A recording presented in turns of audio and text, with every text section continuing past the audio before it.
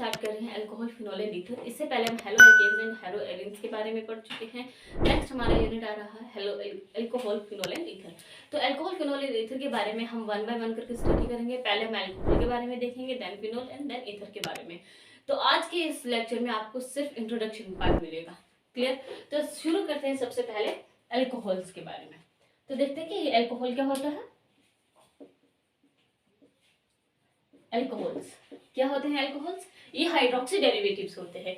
किस तरह से? जो एल्केन के एक या एक से ज्यादा हाइड्रोजन आइटम को रिप्लेस करके बनते हैं। और उन हाइड्रोजन आइटम को कौन रिप्लेस करता है? OH group. तो इसके बारे में लिखते हैं that alcohols are the hydroxy derivative. ये क्या है? हाइड्रोक्सी डेरिवेटिव्स हैं which is formed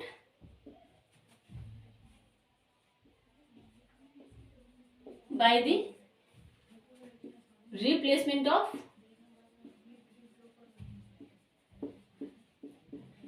one or more hydrogen atom from alkane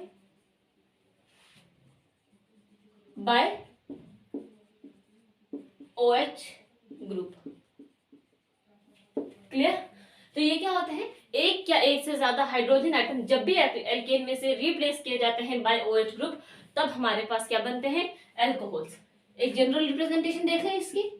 हमारे पास ये है एल्केन, यहाँ पे क्या हुआ कि OH ग्रुप ने H को रिप्लेस कर दिया।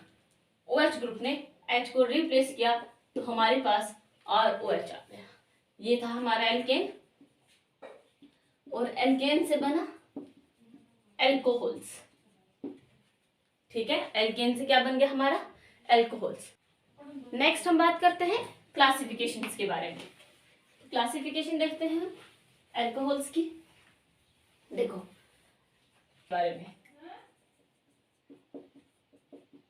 और पहली क्लासिफिकेशन क्या आ रही है हमारी? Monohydric alcohols. मोनोहाइड्रिक अल्कोहल्स कौन से हुए? जब एक OH ग्रुप एक हाइड्रोजन आइटम को रिप्लेस करेगा। कुछ ऐसा,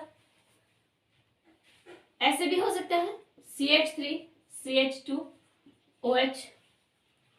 क्लियर? जब एक OH इस कार्बन के साथ अटैच्ड है एक कार्बन के साथ, तो ये क्या बनेगा? Primary alcohol. सिमिलरली ये भी प्राइमरी अल्कोहल बनेगा। इनके साथ अगर हम बात करें, हाइड्रोजन अटैच्ड है इस कार्बन के साथ, फर्दर क्या है? हाइड्रोजन अटैच्ड है। सिमिलरली इस कार्बन के साथ भी क्या है? हाइड्रोजन अटैच्ड है। नेक्स्ट हम बात करें कि अगर OH ग्रुप सेंट्रल कार्बन से, अगर OH ग्रुप एक सेंट्रल कार्बन आइटम से एक हाइड्रोजन आइटम रिप्लेस कर दे तो ये बन जाते हैं हमारे क्या? Secondary alcohol. ये क्या बन जाते हैं हमारे? Secondary alcohol. जिस कार्बन आइटम के साथ ये OH ग्रुप अटैच्ड है उसके साथ फर्दर दो कार्बन आइटम है। क्लियर? नेक्स्ट, मान लो कुछ ऐसा कंपाउंड है हमारे पास जिसमें कुछ ऐसा, ये क्या है हमारा? एक टर्शियरी एल्केन है। इसने क्या किया? एक OH ग्रुप ने यहां से एक हाइड्रोजन आइटम को रिप्लेस करके क्या बना दिया यहाँ पे? OH। और ये हमारा बन गया एक टर्शियरी अल्कोहल। क्या बना ये हमारा? Tertiary alcohol. क्यों? जिस कार्बन के साथ ये OH ग्रुप अटैच्ड है उस कार्बन के साथ फर्दर 3 कार्बन ग्रुप है। फर्दर 1 2 3। क्लियर? तो यहाँ पे 3 अल्काइल ग्रुप है हमारे, जिसकी वजह से हम क्या कहते हैं? ये हमारा एक टर्शियरी अल्कोहल बन गया। जैसे हमने मोनोहाइड्रिक अल्कोहल की बात की, ऐसे ही हम बात करते हैं पॉलीहाइड्रिक अल्कोहल। ठीक है? पॉलीहाइड्रिक अल्कोहल में क्या हुआ कि 2 या 2 से ज्यादा OH ग्रुप हाइड्रोजन एटम को रिप्लेस करते हैं। पॉलीहाइड्रिक। कुछ ऐसा कंपाउंड ले लेते हैं। क्या हुआ? 2 OH ग्रुप आ गए। इन्होंने क्या किया? इस कार्बन आइटम के भी हाइड्रोजन को रिप्लेस कर दिया और इस कार्बन आइटम के भी हाइड्रोजन को रिप्लेस कर दिया। सिमिलरली हम ये भी कह सकते हैं जहां 2 हुए वहां 3 भी तो हो सकते हैं। ऐसे 3 कार्बन एटम से एक एक हाइड्रोजन एटम सबसे इन्होंने क्या कर दिया, रिप्लेस कर दिया। जो हमारे ये वाले बने, ये वाले, इनको हम कहते हैं डायहाइड्रिक अल्कोहल। क्या कहते हैं, डायहाइड्रिक अल्कोहल। और जो ये बने, क्या बने हमारे, ट्राइहाइड्रिक अल्कोहल। क्लियर है इतना, ट्राइहाइड्रिक अल्कोहल, डाइहाइड्रिक अल्कोहल। इसी तरह से जैसे जैसे हमारे ग्रुप्स OH ग्रुप बढ़ते जाएंगे, नाम भी चेंज होते जाएंगे। जैसे 2 कार्बन से हुए तो डाइहाइड्रिक, 3 कार्बन एटम से 3 हाइड्रोजन रिप्लेस हुए तो ट्राइहाइड्रिक, जब 4 से होंगे तो टेट्राहाइड्रिक। इस तरह से क्या होंगे, ये नाम बढ़ते जाएंगे। क्लियर है। साथ में अगर हम इसकी बात करें, इसका नॉमेनक्लेचर क्या बनेगा, 1 2 इथेन डायोल। क्या बना, 1 2 इथेन डायोल, इसका नॉमेनक्लेचर। क्लियर। नेक्स्ट अगर हम ये कहें, या फिर हम इसको इस तरह से भी लिख सकते हैं, इथेन 1 2 डायोल। क्लियर। अगर हम इसमें बात करें 1 2 3 प्रोपेन, 1 2 3 1 2 3 ट्राइओल। क्लियर। क्योंकि 1 2 3 पोजीशन पे 3 OH ग्रुप हैं, इसलिए हम इसको क्या कह रहे हैं, ओल। क्लियर है इतना। नेक्स्ट हम बात करते हैं on the basis of the hybridization state. On the basis of hybridization state.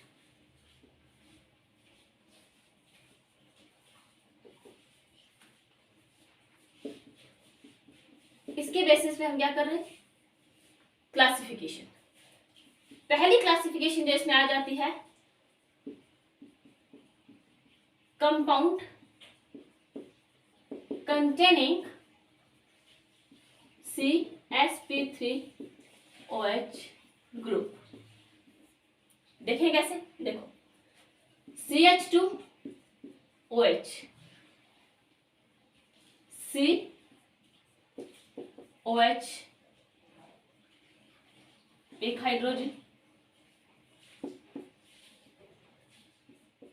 OH, इसके साथ भी कोई ना कोई पीछे अल्काइल ग्रुप है, यहां पे भी कोई अल्काइल ग्रुप। क्लियर। इस तरह से ये क्या है, ये वो कार्बन एटम हैं जिनके साथ अगर हम इनकी हाइब्रिडाइजेशन स्टेट की बात करें तो इस कार्बन की हाइब्रिडाइजेशन स्टेट क्या आती है, sp3। इस कार्बन की हाइब्रिडाइजेशन स्टेट sp3 और इस कार्बन की हाइब्रिडाइजेशन स्टेट sp3। क्लियर है कि sp carbon sp3OH group, OH group के साथ जो हम डायरेक्टली कार्बन अटैच्ड होगा उसकी हाइब्रिडाइजेशन स्टेट कितनी होगी, sp3 होगी। जैसे हमने यहाँ पर प्राइमरी सेकेंडरी की बात की थी, उसी तरह से हम इसमें कहते हैं कि ये क्या है, प्राइमरी अल्कोहल। क्लियर। ये है हमारा एक सेकेंडरी अल्कोहल जिस कार्बन के साथ OH ग्रुप डायरेक्टली अटैच्ड है, फर्दर उसके पास क्या है, 2 अल्काइल ग्रुप है।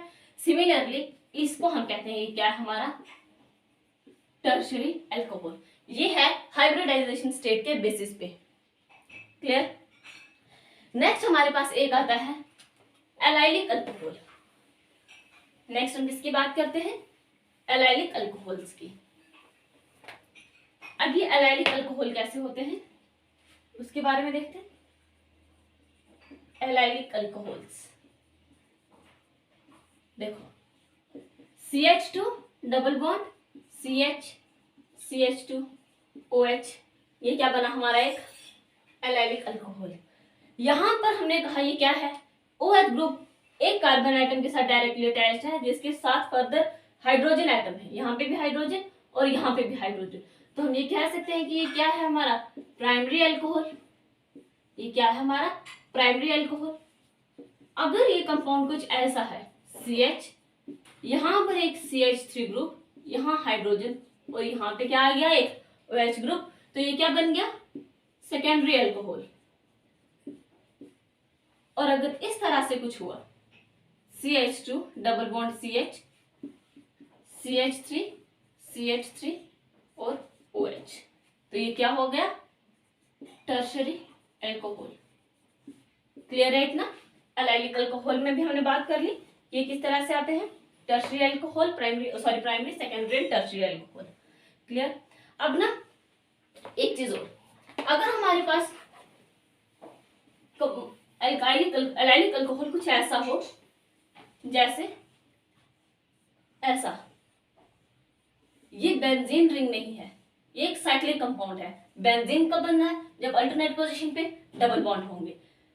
इस तरह से ये बना और यहां आ गया एक OH ग्रुप, यहां पर क्या आ गया, एक OH ग्रुप आ जाता है, तब हम कहते हैं, डायरेक्टली नहीं आएगा, यहाँ पे एक CH2 और यहाँ पे OH। क्लियर। तो ये भी हमारा क्या है, एलाइलिक अल्कोहल। कौन सा पार्ट इसमें एलाइलिक अल्कोहल का है, दिस वन, ये हमारा एक एलाइलिक अल्कोहल का पार्ट है। क्लियर।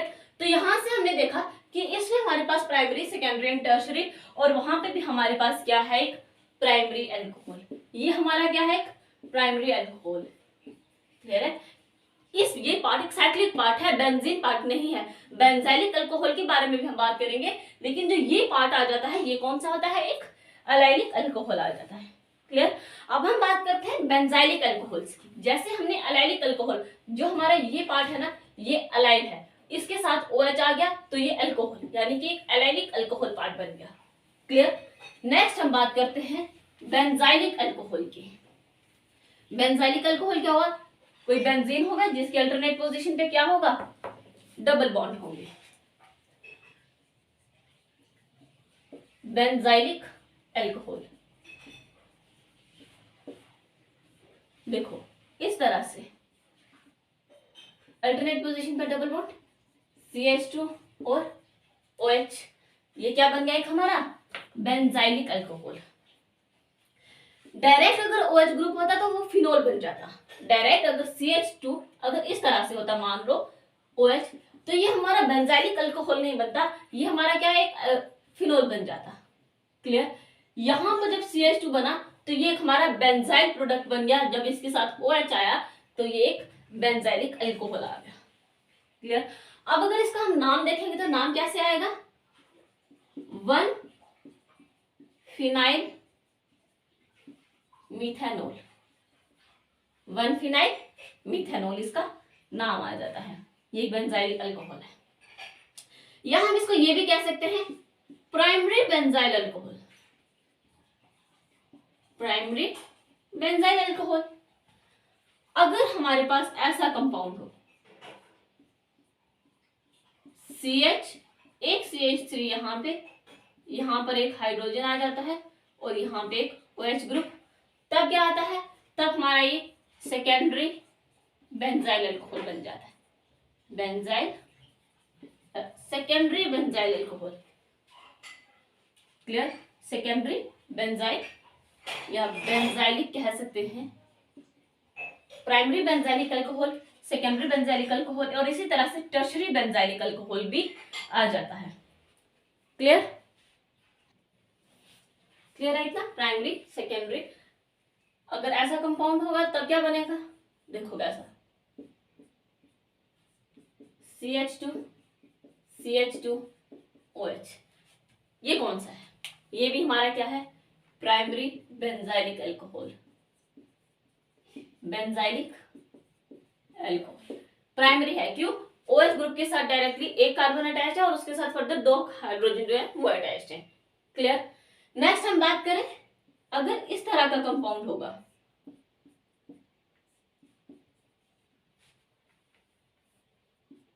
यहां पे भी एक CH3, यहां पे भी एक CH3 और यहां पे एक OH, तब कैसा आएगा, तब आएगा टर्शरी बेंजाइलिक अल्कोहल, यानी कि 3 डिग्री बेंजाइलिक अल्कोहल। क्लियर है। तो इतना फिनोल के बारे में काफी है, इसकी क्लासिफिकेशन। नेक्स्ट हम मूव करते हैं अपने फिनोल की ओर। अभी हमने अल्कोहल की बात की है।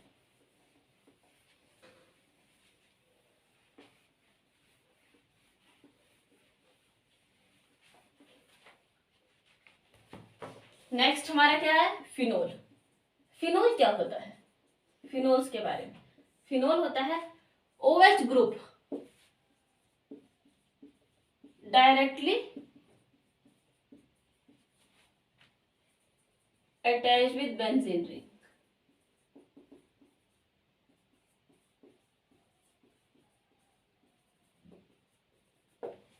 बेंजीन रिंग के साथ OH ग्रुप जो होता है डायरेक्टली अटैच्ड होता है। देखो कैसे, ये हमारा एक बेंजीन, हर तरफ हाइड्रोजन है, यहां पे भी, यहां पे भी, यहां पे भी, यहां पे भी और यहां पे भी। कोई भी एक हाइड्रोजन जब रिप्लेस किया जाएगा OH ग्रुप से, कोई भी एक, इनमें से किसी भी पोजीशन से OH ग्रुप जो होता है एक हाइड्रोजन एटम को रिप्लेस कर देता है और हाइड्रोजन की जगह खुद आ जाता है और ये बन जाता है हमारा फिनोल। क्लियर है, ये क्या बना हमारा, फिनोल बना। अब हम इसी फिनोल की फर्दर क्लासिफिकेशन के बारे में बात करते हैं। और पहली क्लासिफिकेशन क्या आती है, मोनोहाइड्रिक फिनोल। Monohydric phenol. अब ये मोनोहाइड्रिक फिनोल कैसा होता है उसके बारे में बात करें। देखो,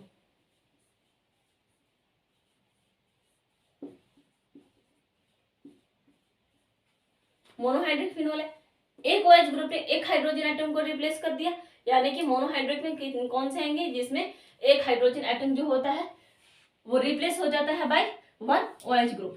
क्लियर। अब ना मान लो यहां पर ना CH3 है, क्या है, CH3। जब ऐसा कंपाउंड बनेगा इसका एक नाम बनेगा और इसका नाम होगा क्रिसोल। क्या होगा, और ऑर्थो पोजीशन पे इसलिए ऑर्थो क्रिसोल। क्लियर। इस OH के रिस्पेक्ट में यहां पर ऑर्थो पोजीशन पे CH3 ग्रुप है, इस कंपाउंड का एक नाम आ जाता है, इसको हम कहते हैं ऑर्थो क्रिसोल। इसका ये IUPAC नाम कॉमन नेम है। अगर हम इसके IUPAC नेम की बात करें तो वो आएगा 1,2 मिथाइल फिनोल।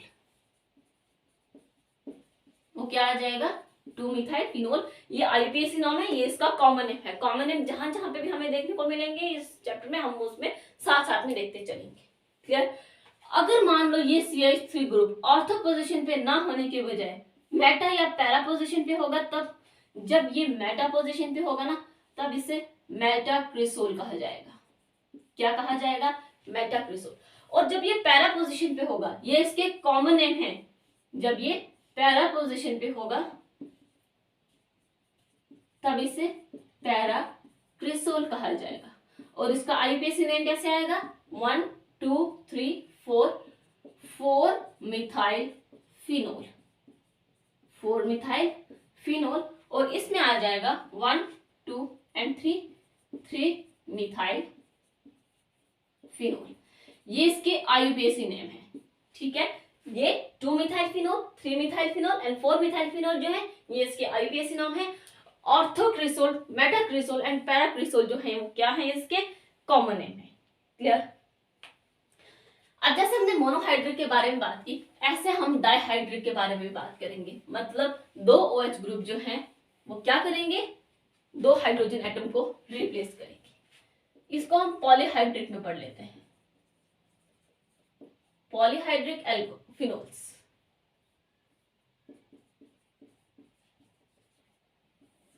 ये एक फिनोल है हमारा OH और एक OH यहां पे आ गया, मतलब 2 OH ने क्या किया, 2 हाइड्रोजन एटम को क्या कर दिया, यहां से रिप्लेस कर दिया। अगर ये यहां से ना करने के बजाय यहां से भी तो कर सकता है। मान लो इसने मेटा पोजीशन से कर दिया, क्योंकि इसके पास पॉसिबिलिटीज हैं। और ये जो ऑर्थोमेटा ये इस फिनोल के इस OH ग्रुप के रिस्पेक्ट में आ रही है, तभी जाके ये ऑर्थोमेटा और पैरा पोजीशन। हमें इतना तो पता है कि बेंजीन में क्या होता है, ऑर्थोमेटा पैरा पोजीशन बनती है। क्लियर। मान लो यहाँ पर हमारा कोई भी ग्रुप है, कोई भी ग्रुप, कोई CH3, कोई हेलोजन, कोई OCH3, कुछ भी ग्रुप आ जाता है, इसके रिस्पेक्ट में यहाँ पे ortho Meta para, ortho Meta. ठीक है। इस एक्स ग्रुप के रिस्पेक्ट में साइड पे ऑर्थो, यहाँ next Meta and next para, इतना तो पता है ना। नेक्स्ट हम बात करें कि ऑर्थो मेटा को छोड़ के अगर पैरा पोजीशन से हो तब बिल्कुल हो सकता है, यानी कि एक OH ग्रुप यहां से भी एक हाइड्रोजन को क्या कर सकता है, रिप्लेस कर सकता है। जैसे हमने कहा कि इनमें आ जाते हैं इनके कॉमन नेम क्रिसोल, उसी तरह से इनके भी नाम हैं।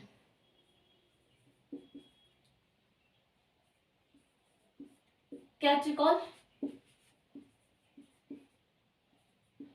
रिसोर्सिनोल और ये है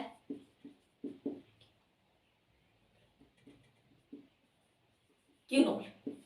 क्लियर, ये इसकी क्या है, कॉमन नेम है catechol CHI, catechol, resorcinol and quinol. Clear, again ये इसके IUPAC नेम नहीं है। इसके IUPAC नेम कैसे बनेंगे, यहाँ पे 1,2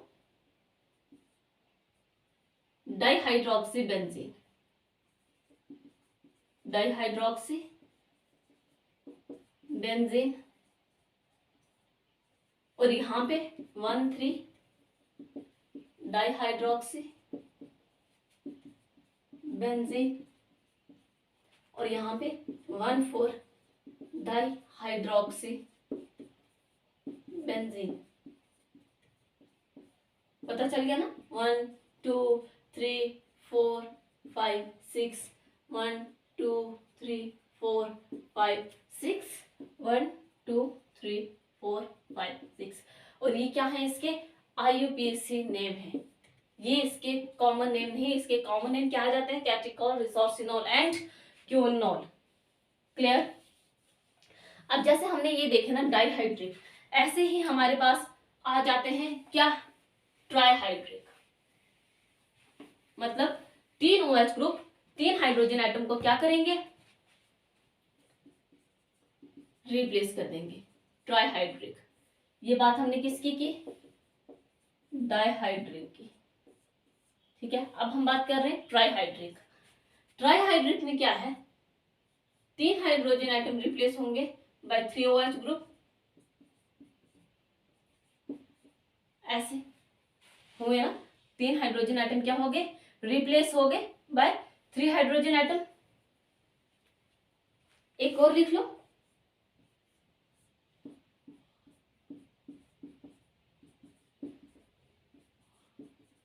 इनका भी नाम है क्या, हाइड्रोक्सी क्यूनोल। क्लियर, और इसका है पायरोगैनोल। क्लियर, पायरोगैलोल है, एनोल नहीं, गैलोल, GALLOL। क्लियर, तो ये है इसके ट्राइहाइड्रिक, यानी कि 3 हाइड्रोजन एटम रिप्लेस हो गए बाय 3 OH ग्रुप, और यहाँ पे भी इनके भी कॉमन नेम क्या है, हाइड्रोक्सी क्यूनोल एंड पायरोगैनोल। अगर हम इसके बात करें IUPAC नोमेनक्लेचर की, तो यहाँ पर आ जाएगा 1 2 3 ट्राइहाइड्रोक्सी बेंजीन, 1 2 3 ट्राइहाइड्रोक्सी, ट्राई क्यों, 3 OH ग्रुप है, और इसमें 1 2 3 4 यानी कि 1 2 4 ट्राइहाइड्रोक्सी बेंजीन इसका IUPAC नेम आ जाता है। क्लियर, अब नेक्स्ट हम बात करते हैं हाइब्रिडाइजेशन स्टेट के बेसिस पे। जो फिनोल का कार्बन होता है, फिनोल के कार्बन की क्या हाइब्रिडाइजेशन स्टेट होती है, sp2। क्या होती है, sp2। हमें पता है कि बेंजीन जो होता है ये प्लेनर नेचर का होता है, और जो भी प्लेनर नेचर का होता है उसकी हाइब्रिडाइजेशन स्टेट क्या होती है, sp2। हाइब्रिडाइजेशन स्टेट के बेसिस पे बात कर रहे हैं, कंपाउंड कंटेनिंग CsP2OH ग्रुप। हमने अल्कोहल में क्या देखा था, CsP3, यानी कि वहां पे क्या थी, sp3। यहां पर हम बात कर रहे हैं OH ग्रुप। देखो ये एक फिनोल है, ये क्या है, एक फिनोल है। इस फिनोल के आप जिस भी कार्बन को देखोगे वो सारे के सारे होते हैं sp2। ये कार्बन जो है ना ये sp2 शो करता है, ये भी sp2, ये भी sp2, ये भी sp2, sp2 and sp2। Clear, ऐसे कंपाउंड जो sp2OH शो करते हैं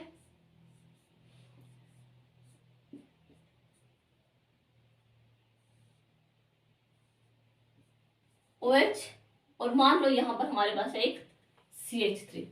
यहाँ पे इस कार्बन एटम के साथ क्या है, एक जो कार्बन एटम यहाँ पर है इसकी हाइब्रिडाइजेशन स्टेट क्या है, sp2। इस कार्बन की क्या है, sp2, यानी कि ऐसे कंपाउंड जिसमें carbon sp2 hybridisation state show करता है। फिनोल्स की होती ही sp2 है। क्लियर हो गया। अब जैसे हमने अल्कोहल और फिनोल के बारे में बात की, ऐसे ही हम बात करेंगे ईथर्स की। ईथर्स क्या होते हैं और वो कैसे बनते हैं। ईथर्स को अगर हम देखें ना, ईथर्स तो ये पता है कैसे होते हैं, ROR,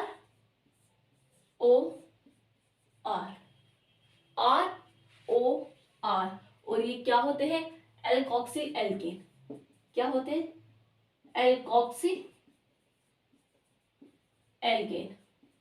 कुछ एग्जाम्पल देखें इसके, देखो फॉर एग्जाम्पल, पहले ना इसको देखते हैं फिर इसके एग्जाम्पल से बात करते हैं। ये होते हैं दो तरह के, एक होती है सिमेट्रिक और एक होती है अनसिमेट्रिक ईथर्स। यहीं पर हम साथ में एग्जाम्पल की बात करते हैं। ईथर्स, सिमेट्रिक ईथर्स कौन से हुए और अनसिमेट्रिक कौन से हुए, एग्जाम्पल लेकर समझते हैं। जब हमारे पास ऑक्सीजन एटम के दोनों तरफ के अल्काइल ग्रुप सेम होते हैं तब वो सिमेट्रिक ईथर्स बन जाते हैं, और उसका नाम क्या होगा, मिथॉक्सी मीथेन। Methoxy methane. यहां पे अगर C2H5 है कार्बन ऑक्सीजन एटम के लेफ्ट साइड पे, तो राइट साइड पे भी C2H5 होगा, और ये क्या बन जाएगा, ethoxy ethane. Clear. Unsymmetric ethers में क्या होता है कि ऑक्सीजन एटम के एक तरफ होगा कोई छोटा ग्रुप और एक तरफ कोई बड़ा ग्रुप, एक तरफ एक छोटा ग्रुप होगा और एक तरफ कोई बड़ा ग्रुप होगा, यानी कि दोनों तरफ के जो अल्काइल ग्रुप होते हैं वो सेम नहीं होते। क्लियर। अब इनका नाम कैसे बनेगा, एल्कोक्सी किसको देंगे और एल्केन किसको देंगे, जो ग्रुप छोटा होगा उसको हम एल्कोक्सी बनाएंगे, यानी कि यहाँ पे हमारे पास जो छोटा ग्रुप था वो कौन सा था, मिथॉक्सी मीथेन था, इसको हम मिथॉक्सी कहेंगे, और methane sorry ethane, methoxy ethane. Clear. ये ऐसे भी हो सकता है, मान लो यहां पर है C2H5 या C3H7O और इस तरफ है हमारा एक CH3, तब क्या बनेगा, तब बनेगा मिथॉक्सी प्रोपेन। ठीक है, क्या बनेगा, मिथॉक्सी प्रोपेन। तो इस तरह से हम ये कहते हैं कि ईथर्स जो होते हैं दो तरह के होते हैं, सिमेट्रिक भी होते हैं और अनसिमेट्रिक भी होते हैं, और ये इस तरह से भी होते हैं कि एक तरफ अराइल ग्रुप होता है और एक तरफ एल्काइल ग्रुप, कुछ ऐसा C2H5 ले लेते हैं। ठीक है, एक तरफ मतलब ये जरूरी नहीं है कि दोनों तरफ अल्काइल ग्रुप होंगे, एक तरफ अराइल ग्रुप हो सकता है और एक तरफ अल्काइल ग्रुप भी हो सकता है। तो इस केस में हम इसका नाम कैसे देंगे, methoxy benzene. Clear, methoxy benzene पता चल गया। यानी कि हमारे पास ग्रुप जो होता है वो कोई भी हो सकता है, अराइल भी हो सकता है और वो एल्काइल भी हो सकता है। इसका हम एक तरीके से और भी नाम दे सकते हैं, पता है कैसे, देखो मिथाइल फिनाइल ईथर, जैसे इसमें दिया ना, इसमें भी हम दे सकते हैं मिथाइल प्रोपाइल ईथर। ठीक है, ऐसे भी इनको नाम दिए जाते हैं, ये आईपीएससी नॉमेनक्लेचर में आते हैं। क्लियर है, इतना समझ आ गया। जैसे हमने वहां नाम दिया ना वैसे हम यहाँ पे भी दे सकते हैं। जैसे इसको हम कहते हैं डाई मिथाइल ईथर, तो डाई मिथाइल ईथर, और सिमिलरली हम यहाँ पे भी कह सकते हैं डाई इथाइल ईथर। क्लियर है, इनको इस तरह से भी नाम दिए जाते हैं। ये है हमारे क्या, ईथर्स ग्रुप। अब ईथर्स ऐसे भी हो सकते हैं और ईथर्स साइक्लिक भी हो सकते हैं। सिमेट्रिक और अनसिमेट्रिक तो ठीक है, ये साइक्लिक भी हो सकते हैं। साइक्लिक के देखने किस तरह से आते हैं, हमने इपॉक्सी के बारे में पढ़ा होगा क्लास 11th के बारे में, क्लास 11th में हमने देखे थे इपॉक्सी। वो इपॉक्सी कैसा होता था, कुछ ऐसा, जब हमने ओजोनोलिसिस रिएक्शन करवाई थी वहां पर ये एक प्रोडक्ट बना था। क्लियर, ये बनता है इपॉक्सी, इसको हम ऑक्सीरेन भी कहते हैं। और ये हमारे साइक्लिक ईथर्स हैं। कौन से ईथर्स हैं ये हमारे, साइक्लिक ईथर्स। ठीक है, इस तरह से होते हैं ये साइक्लिक ईथर्स। CH2 ये एक रिंग में जो ऑक्सीजन एटम होता है ये इस तरह से रिंग में आ जाता है, ईथर्स का आता है। क्लियर, इसको हम इपॉक्सी भी कहते हैं, हमारे इपॉक्सी भी होते हैं। और इनका नाम पता है कैसे आता है, इपॉक्सी इथेन, इस तरह से इपॉक्सी इथेन। ठीक है, ये हमारे क्या होते हैं, इनको हम ऑक्सीजन के नाम से भी जानते हैं। अगर हम इसमें एग्जाम्पल्स देखें और एग्जाम्पल देखो, ये तो होगा ही होगा, एक CH3 ग्रुप यहां आ गया, एक CH3 ग्रुप यहां आ गया। ठीक है, तो इसका नाम कैसे बनेगा, 2,3 dimethyl oxirane, 2,3 dimethyl oxirane. Clear है, या फिर हम ये भी कह सकते हैं यहां पे क्या, 2,3 इपॉक्सी ब्यूटेन, 2,3 इपॉक्सी ब्यूटेन, ऐसे बी ने नाम दिया जाता है। अगर CH3 ग्रुप है, मान लो यहाँ पे भी CH3, यहाँ पे सिमेट्रिक हो गए, ये कंपाउंड अलग भी हो सकते हैं। मान लो कुछ ऐसा कंपाउंड है CH3, यहाँ पे एक ऑक्सीजन और यहाँ पर एक ऑक्सीजन, इसका नाम कैसे आएगा, इसको हम ओपन करके लिख लें, कैसे आएगा, CH2 CH3। ठीक है, तो यहाँ पर अगर हम नाम देखें कैसे आएगा, 1 2 3 4 5, 2 3 epoxy pentane. Clear, 2 3 epoxy pentane इसका नाम आ जाता है। यहां तक तो समझ आ गया होगा। और यहां पर हमारी क्लासिफिकेशन जो होती है कंप्लीट होती है किसकी, अल्कोहल्स, फिनोल्स एंड ईथर्स की। नेक्स्ट हम बात करेंगे स्ट्रक्चर ऑफ फंक्शनल ग्रुप के बारे में, क्योंकि सबके फंक्शनल ग्रुप तो अलग अलग आ रहे हैं। देखते हैं एक बार उनके बारे में।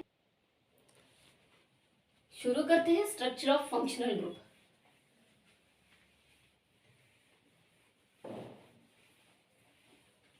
देखो,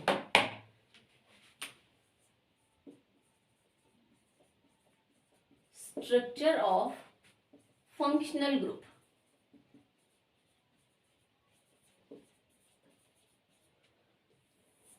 इनके स्ट्रक्चर्स की बात करते हैं। अल्कोहल कैसा होता है, ऐसा। फिनोल कैसा होता है,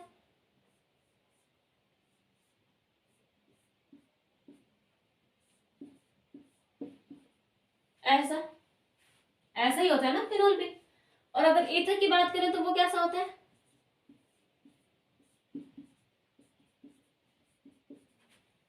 ऐसा। यही होते हैं। देखो, ये क्या है हमारा अल्कोहल, ये है हमारा फिनोल और ये है हमारा ईथर।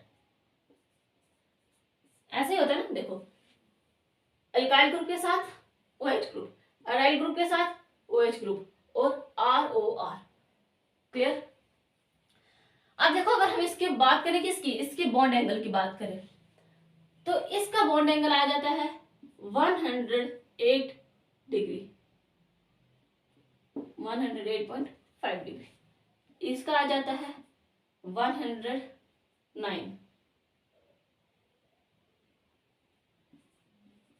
और इसका आ जाता है 111 डिग्री, 108 डिग्री, 109 एंड 111 डिग्री। यही है ना, 0.7। ऐसे ही है। टेट्राहेड्रल का जो बॉन्ड एंगल होता है वो कितना होता है टेट्राहेड्रल मॉलिक्यूल का बॉन्ड एंगल कितना होता है? 109.5, यही होता है ना। इसका बॉन्ड एंगल टेट्राहेड्रल के कंपैरिजन में कम आता है, इसका नियर अबाउट आता है, और इसका उससे थोड़ा ज्यादा आता है। अगर हम इसके बॉन्ड लेंथ की बात करें तो इसकी आती है 142 pm, 139, और इसकी आ जाती है क्या 140, 136 है, ठीक है, 141 pm, ठीक है। इस तरह से इनकी बॉन्ड लेंथ आ जाती है, और इनके एंगल जो होते हैं वो किस तरह से आ जाते हैं वो भी हमने देख लिए। क्लियर? यहाँ पर क्या होता है कि कार्बन का जो हाइब्रिडाइज्ड ऑर्बिटल होता है, कार्बन का ऑर्बिटल ऑक्सीजन के ऑर्बिटल के साथ क्या कर जाता है, ओवरलैप कर जाता है। किस तरह से? क्योंकि इसकी भी हाइब्रिडाइजेशन स्टेट sp3 हो जाती है, और इसकी भी हाइब्रिडाइजेशन स्टेट क्या हो जाती है, sp3 हो जाती है, जिसकी वजह से हम ये कहते हैं कि ये क्या करते हैं, ओवरलैपिंग शो करते हैं। जैसे जैसे हमारे यहाँ पे अल्कोहल से फिनोल, फिनोल से ईथर बनता गया, बॉन्ड एंगल चेंज होता गया, और बॉन्ड लेंथ भी चेंज होती गई।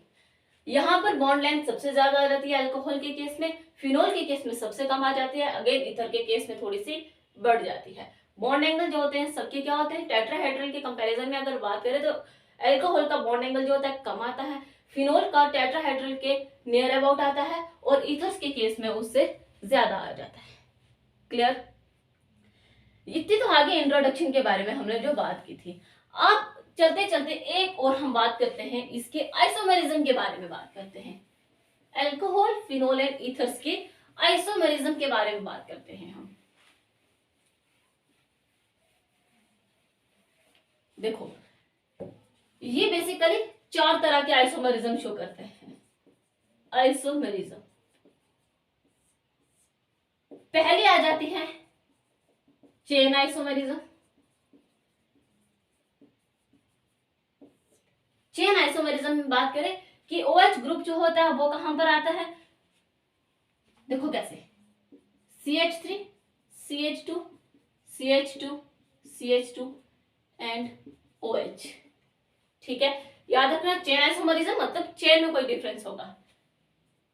OH ग्रुप अपनी ही पोजीशन पे रहेगा, एक यहां पे क्या हुआ CH2, OH, और यहां पे एक हाइड्रोजन। OH ग्रुप जो होता है इसी कार्बन के साथ है, यहाँ पे भी इसी कार्बन के साथ है, लेकिन 1 2 3 4, ठीक है, लेकिन क्या हुआ कि एक अल्काइल ग्रुप ने क्या कर दिया, अपनी पोजीशन चेंज कर ली, ठीक है। यानी कि यहाँ पर चेन आइसोमेरिज्म बन रहा है, चेन में डिफरेंस आ रहा है। यहाँ पर चेन बड़ी थी और यहाँ पे ब्रांच चेन बन गई, यहाँ पे स्ट्रेट चेन थी, यहाँ पे ब्रांच चेन बन गई। क्लियर? अगर हम इसका नाम लिखें तो कैसे आएगा, 1 2 3 4, यानी कि ब्यूटेनॉल, ब्यूटेन 1, ठीक है। इसकी बात करें 1 2 3, 2 मिथाइल प्रोपेनॉल या प्रोपेन 1 ओल। क्लियर है? यह आ जाती है चेन आइसोमेरिज्म। नेक्स्ट हम बात करते हैं, एक और तरह की आइसोमेरिज्म शो करता है, वो क्या होता है, पोजीशन आइसोमेरिज्म। पोजीशन आइसोमेरिज्म क्या हुआ कि OH ग्रुप जो होता है वो अपनी पोजीशन चेंज कर रहा है। पहले उसकी पोजीशन कुछ ऐसे थी कि एक OH जो था एक कार्बन के साथ यहां पर अटैच था, अब ये इस कार्बन के साथ नहीं, इस कार्बन के पास आ गया, और अगर आप इनके मॉलिक्यूलर फार्मूला देखेंगे सबके सब सेम आएंगे। क्लियर? यहां पर नाम बनेगा इसका क्या, प्रोपेन 1 ओल, प्रोपेन 1 ओल। और अगर यहां बात करेंगे प्रोपेन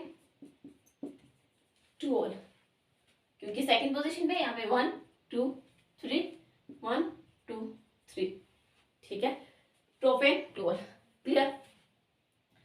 अब एक और तरह की भी आइसोमेरिज्म शो करता है, वो कौन से आ जाती है, third, functional isomerism. Functional isomerism, functional isomerism का मतलब क्या हुआ, एक बार उसके बारे में बात कर लें। मान लो हमारे पास एक है CH3 CH2 OH, ठीक है, CH3 CH2 OH। अब यहाँ पे CH3O CH3, यानी कि यहाँ पर एक OH ग्रुप जो एक O था वो 2 कार्बन के बीच में आ गया, यहाँ पर अल्कोहल बन गया और यहाँ पर क्या बन गया, ईथर बन गया। सिर्फ क्या हुआ कि ऑक्सीजन ने अपनी पोजीशन यहाँ पर चेंज कर ली। जब इसके पास आया तो ये क्या बन गया हमारा, इथेनॉल। ये क्या बन गया हमारा, इथेनॉल। और यहाँ पर क्या बन गया हमारा, मिथॉक्सी मीथेन। यही बना ना हमारा मिथॉक्सी मीथेन, एक ईथर ग्रुप की फॉर्मेशन हुई है यहाँ पे। क्लियर? ये आ गया कि अगर हमारा फंक्शन जो होता है यहाँ पर OH, जैसे ही ऑक्सीजन ने आपने क्या किया, 2 कार्बन एटम के बीच में आया तो वो वहां पर क्या बन गया, एक क्या कहते हैं इसको, ईथर बन गया। क्लियर है? अब ना एक चीज और आ जाती है, एक आइसोमरिज्म और आ जाता है, और वो क्या होता है, ऑप्टिकल आइसोमरिज्म। ऑप्टिकल आइसोमरिज्म के बारे में तो बात की होगी कि क्या होते हैं ऑप्टिकल आइसोमरिज्म। ऑप्टिकल आइसोमरिज्म क्या होते हैं,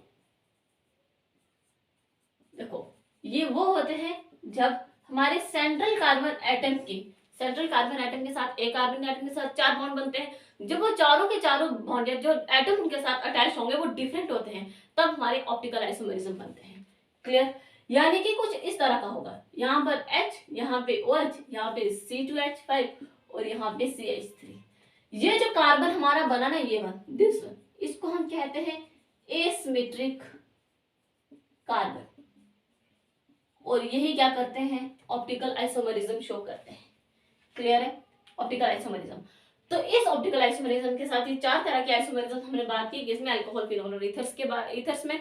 अब हम नेक्स्ट वीडियो में बात करेंगे इसके नेक्स्ट टॉपिक्स पे, जिसमें मेथड्स ऑफ प्रिपरेशंस के बारे में बात करेंगे, और यहीं से हम कंटिन्यू करेंगे। इस वीडियो में इतना, इसमें सिर्फ हमने क्या बात की है, सिर्फ और सिर्फ इंट्रोडक्शन के बारे में बात की, इससे ज्यादा हमने अभी तक कोई भी बात इसके बारे में नहीं की। अभी इसके बारे में बहुत कुछ पढ़ना है, जैसे इसकी preparation, chemical property, physical properties, वो सब हम नेक्स्ट वीडियोस में बात करेंगे। एंड आई होप ये वीडियो आपके लिए हेल्पफुल रहोगा। Thank you so much.